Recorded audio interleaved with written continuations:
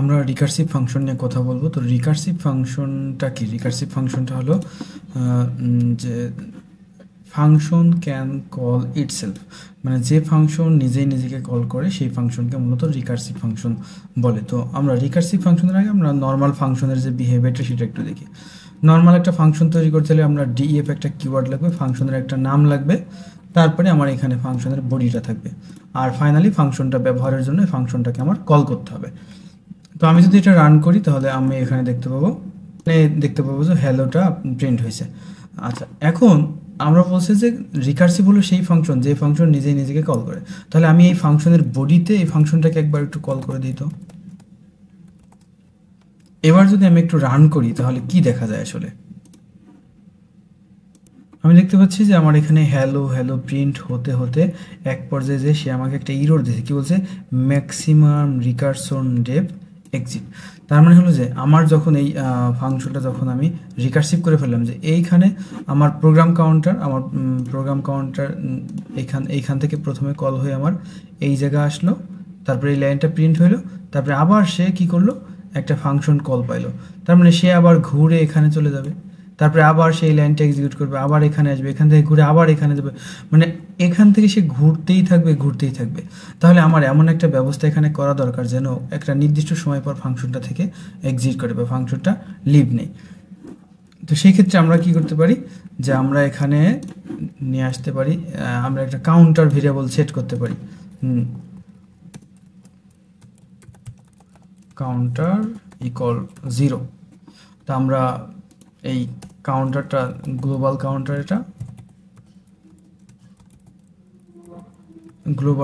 এটা আমি ব্যবহার করবো ভিতরে। তো আমি বললাম যে ফাংশনটা যখনই কল হবে তখনই counter equal to counter plus on হবে, এবং ইফ কাউন্টার গ্রেটার দেন ধরলাম আমি 5, তাহলে ব্রেকের কাজ তো নিশ্চয়ই মনে আছে আমাদের। ব্রেক কী কাজ করবে? মূলত আমার যখন এরকম কোনো ইনফিনিট লুপ তৈরি হয়ে যাবে তখন আমাকে লুপ থেকে বের করে দেবে। সরি, ব্রেক তো হবে না, এখানে যদি ফাংশন, তো আমি রিটার্ন করব কোথায়? রিটার্ন করবো যেখান থেকে কল হয়েছে ফাংশনটা সেখানে রিটার্ন করবে। তো আমি একটা সেভ দিয়ে যদি আমি একটু রান করি তাহলে আমি দেখতে পাবো এখানে হ্যালো কিন্তু মাত্র 5 বার প্রিন্ট হয়েছে। তার মানে হলো যে আমার এটা কিভাবে কাজ করছে? এটা যেভাবে কাজ করছে যে আমার এইখান থেকে প্রথমে কল হয়ে এখানে আসছে, তারপরে সে এই কাউন্টার ভেরিয়েবলের মানে একবার আইছে, এখানে আগে 0 ছিল এখন অন হয়েছে, এটা টেস্ট করলো, এটা ফলস, হ্যালো প্রিন্ট হইলো, তারপরে এখানে পাইলো, তার মানে সে আবার এখানে ফিরে চলে গেল। এবার কাউন্টারের মান অনের সাথে অন যোগ করলে এবার 2 হইলো, এটা ফলস, তারপরে আবার সে এখানে চলে গেল, আবার আগের 2 এর সাথে 1 যোগ করে এবার 3 হইলো। এভাবে করে সে মোটামুটি যতক্ষণ পর্যন্ত এখানে কাউন্টারের মান যখন 5 হবে তখন এই কন্ডিশন সত্য, কিন্তু কাউন্টারের মান যখন 6 তখন কিন্তু আর এই মানটা সত্য না। তখন যখন 6 তখন এই মানটা সত্য, তখন আমার এই রিটার্ন স্টেটমেন্ট, আর এই রিটার্ন স্টেটমেন্ট আমাকে কোথায় নিয়ে যাবে? যেখান থেকে ফাংশনটা কল হয়েছে কোন জায়গা থেকে? এই জায়গা আমাকে নিয়ে যাবে। আর এইটা আবার কল হয়েছিল কোথায়? এইখান থেকে আমাকে মোটামুটি ফাংশনের বাহিরে বের করে দিবে। তো রিকার্সিভ ফাংশন দিয়ে, তাহলে রিকার্সিভ ফাংশনের ক্ষেত্রে আমার কি লাগে? একটা হলো যে এই ফাংশনটাকে কল করার জন্য ফাংশনের বডির ভিতরে ফাংশনটাকে একবার কল করতে হয়, এবং দ্বিতীয়ত এই ফাংশন থেকে বের হওয়ার জন্য আমার একটা টার্মিনেশন কন্ডিশন কিন্তু প্রয়োজন, যার মাধ্যমে মূলত আমি এই ফাংশন থেকে বের হয়ে আসবো। এখন আমরা দেখব যে একটা ফ্যাক্টোরিয়াল কিভাবে রিকার্সিভ ফাংশন দিয়ে বের করা যায়। তার আগে আমরা জানি যে ফ্যাক্টোরিয়ালটা আসলে কি। ফ্যাক্টোরিয়ালটা আসলে, যদি আমি বলি যে 5 এর ফ্যাক্টোরিয়াল, তাহলে 5 এর ফ্যাক্টোরিয়াল আসলে কি? 1 গুণ 2 গুণ 3 গুণ 4 গুণ 5, এটাই তো। তার মানে আমি যদি 5 এর ফ্যাক্টোরিয়াল বের করি তাহলে 1 থেকে 5 পর্যন্ত গুণফলটাই মূলত আমাকে বলবে এটা তার ফ্যাক্টোরিয়াল ভ্যালু। তো আমরা এটা যদি প্রোগ্রাম দিয়ে করতে চাই তাহলে আমরা একটু প্রোগ্রাম দিয়ে করি। তাহলে আমি এইটার নামই দিয়ে দিই ফ্যাক্টোরিয়াল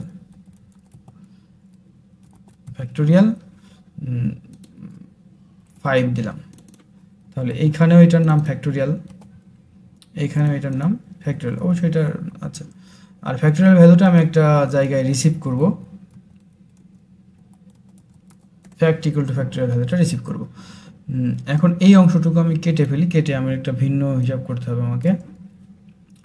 সেটা হলো যে এখানে তো ফ্যাক্টরিয়াল ভ্যালুটা রিসিভ হবে, আমি একটা এন দিলাম নাম্বার, যে আমার এন এর মধ্যে 5টা রিসিভ হবে, আর সেও এন মাইনাস অন দিয়ে এটা কল করবে। কেন এন মাইনাস অন দিয়ে কল করবে সেটা একটু পরে আসি।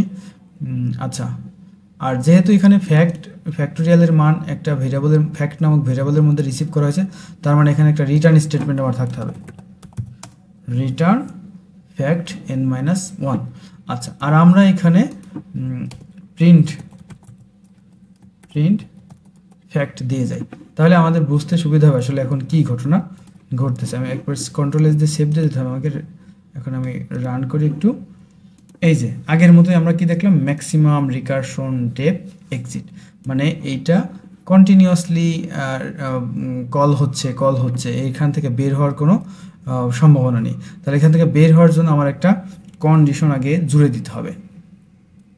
সেই কন্ডিশনটা হলো কি, ইফ এই এন এর মান গ্রেটার দেন যদি 1 হয়, তাহলে আমরা রিটার্ন করে দিব হচ্ছে 1। কেন 1 রিটার্ন করে দিব? আমরা জানি ফ্যাক্টোরিয়াল 0 এবং ফ্যাক্টোরিয়াল 1, সরি একটু ভুল হয়েছে,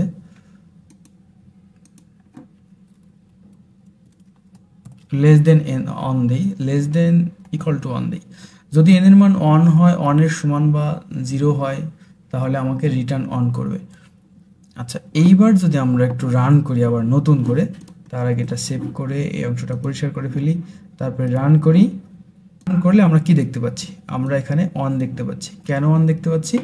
এই যে রিটার্ন অন আছে এখানে, তার মানে যখনই এই কন্ডিশনটা স্যাটিসফাই করছে তখন সে রিটার্ন অন করছে। রিটার্নটা আসলে অনটা কিভাবে হয়েছে এটা বোঝার জন্য আমরা এইখানে একটা প্রিন্ট স্টেটমেন্ট দিয়ে আসি, প্রিন্ট এন দেই, আমরা প্রিন্ট এন দেই, তাহলে আমাদের বুঝতে আর একটু সুবিধা হবে। আমরা যদি এবার একটু রান করি, এটা সেভ দিয়ে রান করতে হবে, এটা পরিষ্কার করে আমি রান দিই। এইবার দেখেন আসলে কিভাবে কাজটা হচ্ছে। কাজটা হচ্ছে আমার প্রথমে এই ফ্যাক্টোরিয়াল যখন কল হয়েছিল তখন 5টা যা এন এর মধ্যে বসছে, 5টা প্রিন্ট হইলো। তারপরে আমি এন এর মানে 1 কমাই, এখন কিন্তু 4 দিয়ে কল করলাম, এখানে 4 আসলো, এখানে 4 প্রিন্ট হলো। তারপরে 3 2 যখন 1 আসলো এখানে, তখন রিটার্ন করলো অন। এই রিটার্নটা কোথায় হলো বলেন তো? এই রিটার্নটা হয়েছে এইখানে, এই রিটার্ন অন। পরে এইখানকে যে আগে যে রিটার্নটা, এই রিটার্নটা হচ্ছে ফাইনাল রিটার্ন, আমার অন চলে আসছে। এখন আমি যদি এরকম কিছু করতে পারতাম যে এই ফাংশনটা তো প্রথমে 5 দিয়ে কল হলো, তারপরে 4 দিয়ে, 3 দিয়ে, তাহলে এই যে 5 4 3 2 এগুলো যদি এখানে আমি গুণ করে রাখতে পারতাম, তাহলে কি আমি ফ্যাক্টোরিয়ালের মানটা পেতাম না? আচ্ছা, সেইটা আমরা একটু করে দেখি। আমরা এখন যেটা করব এখানে, যে এইখানে দিব আমরা n into factorial n minus 1। এইবার দেখবেন যে আমরা কিন্তু ঠিক আউটপুটটা পেয়ে যাব। যদি একটু রান করি, তাহলে আমরা এখানে দেখতে পাচ্ছি যে এই যে আমার যে প্রিন্ট স্টেটমেন্ট যেটা ছিল সেটা তো ঠিকই 5 4 3 2 1, এবং শেষে কিন্তু 120 প্রিন্ট হয়েছে। 120টা তাহলে কিভাবে প্রিন্ট হলো আমরা যদি একটু আসি। আচ্ছা, এটা একটু ইলাস্ট্রেশনের মাধ্যমে দেখি যে আসলে 120টা কিভাবে প্রিন্ট হয়েছে। তো আমরা শুধু এইটুকু আপাতত দেখে রাখি যে এখানে ফ্যাক্টোরিয়াল 5 এর মান 120। আচ্ছা, আমরা এখানে ওই যে আমরা যেটা দিছিলাম না যে n less than equal to 1, এটাকে এইভাবে দেওয়া যায়, n equal 1 or n equal to 0 দিলে এরকম দেওয়া যায়। তো আমরা এটাকে একটু যদি ইলাস্ট্রেশনের মাধ্যমে দেখি যে কীভাবে কাজ করে। প্রথমে দেখেন ফ্যাক্ট 5, এই ফাংশনটা ওখানে অবশ্য ফ্যাক্টোরিয়াল লেখা ছিল। ফ্যাক্ট 5 কল করলাম, তারপরে এই ফ্যাক্ট 5 এর যে বডি, সেই বডির ভিতরে এসে 5 ইন্টু আবার ফ্যাক্ট 4 কল হইলো।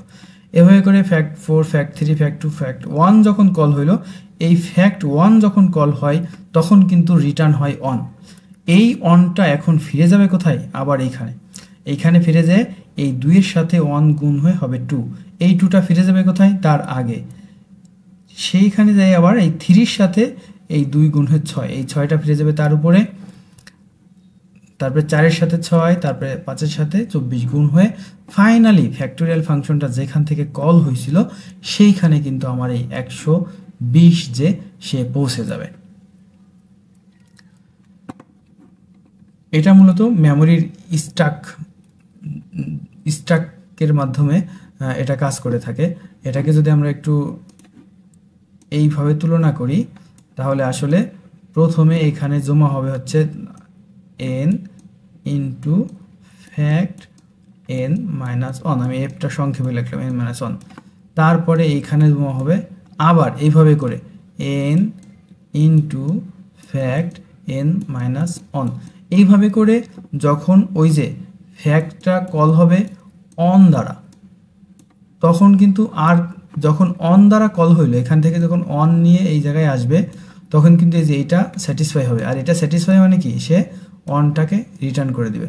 তাহলে n ইন্টু এই যে তখন আর এটা না থেকে এখানে অন চলে আসবে। তারপরে আবার এই গুণ ফলটা ফিরে আসবে আমার এইখানে। তাহলে n এর মান আগে যদি 2 থাকে তাহলে 2 এর সাথে অন গুণ করলে 2, তাহলে এই 2 এর সাথে আগের nটা গুণ করবে এইভাবে। এই যে তার আগের স্টেপে n এর মান কত ছিল এইটা মনে রাখার দায়িত্ব আসলে আমার না, এইটা এই প্রোগ্রাম যে মেমোরি স্ট্রাকচার আছে সে নিজেই মূলত এটা মনে রাখবে। তো এটা মনে রাখার দায়িত্ব আসলে আমার না। তাহলে আমরা মোটামুটি রিকার্সিভ ফাংশনটা কিভাবে কাজ করে, যে একটা ফাংশন যখন নিজেই নিজেকে কল করে তখন সেটা রিকারশন।